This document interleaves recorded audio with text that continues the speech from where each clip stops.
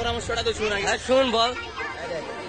সকালবেলা সকাল 8:30 দিকে ঘুম থেকে উঠবি, হ্যাঁ, তারপরে শেষ হয়ে স্কুল টেস্ট করে এবার যে হাঁটাহাঁটি পা করতে করতে আসবি, হাঁটাহাঁটি পা করতে করতে এখানে একটু দাঁড়াবি।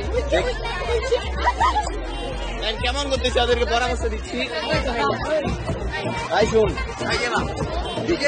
আর এখানে আসে দাঁড়াবি, দেখবি কতজন স্টুডেন্ট আসছে না আসে, একটু পরামর্শ নিবি।